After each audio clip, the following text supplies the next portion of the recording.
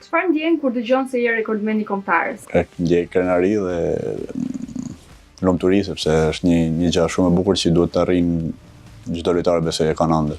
Cila është ndeshja që nuk e harron? Ndeshja e ardhme. Cilën ndeshje do ta fshije nga memoria? Asnjë.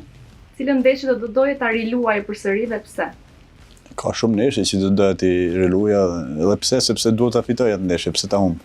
Për shembull? Po për shembull Letonia. Po një ndeshje që të ka pëlqyer aq shumë sa do doje t'i përjetoje prapë ato emocione. Me Kroacinë në Europian. Cila ka qenë ndeshja e parë që ke qarë nga gëzimi? Ndeshja e parë që kam luajt me Gjorgjin. Kombëtarja më e fortë me të cilën jeni ndeshur? Spanja.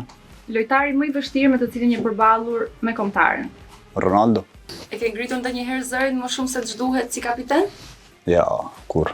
Cili nga djemtë e kombëtarës do të kishe dashur ta kishe bashkëlojtar në secilin ekip? Shumë vetë do kishe pas që po. Një nga ato besoj që do e kishte kalu së bukur besoj do ishte Birlit Daku.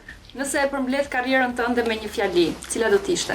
Kur ta mbylli karrierën do ta them këtë fjali, po akoma kam kohë besoj për karrierën time deri tani sepse kemi shumë gjëra të bukura përpara dhe shpresoj që do ta them kur t'jena ka funi karrierës do ta tregoj unë.